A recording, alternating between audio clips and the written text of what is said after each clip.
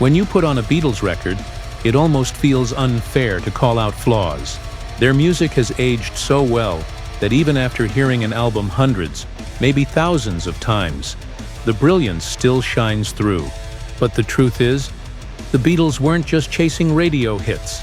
Once they stopped touring, the studio became their playground, and every session turned into a bold experiment.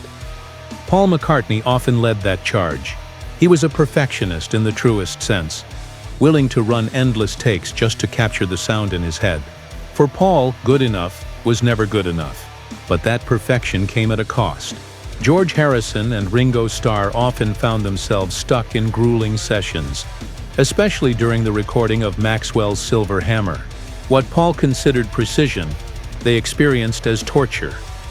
Meanwhile, George was quietly fighting his own battle. Unlike Lennon and McCartney, he didn't have a partner to bounce ideas off. For years, he struggled to have his voice heard. But out of that isolation came something powerful. Songs that were deeply personal, spiritually inspired, and musically daring. While My Guitar Gently Weeps is the perfect example. The band didn't take it seriously until George invited Eric Clapton to play guitar. Suddenly, everyone paid attention. By the late 60s, George's songwriting had taken a massive leap forward. Here Comes the Sun showcased his genius for blending unusual time signatures with uplifting melodies.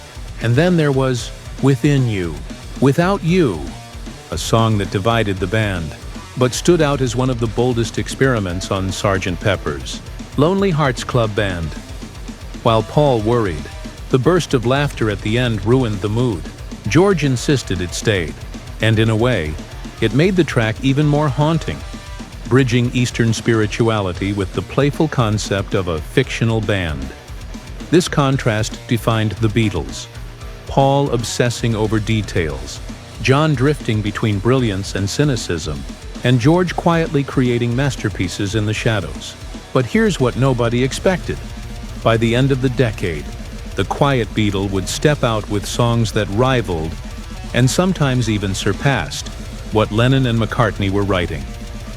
On Abbey Road, George contributed two of the album's brightest gems, Something and Here Comes the Sun. Both instantly became classics, showing the world that George had grown into a songwriter of staggering depth. And when the Beatles finally split, George's solo career proved it wasn't a fluke. His triple album All Things Must Pass wasn't just successful, it cemented him as one of the greatest songwriters of his generation. So here's the real question. Was George Harrison quietly the most talented Beatle all along? Or did he only reach his full potential once he broke free from Lennon and McCartney's shadow?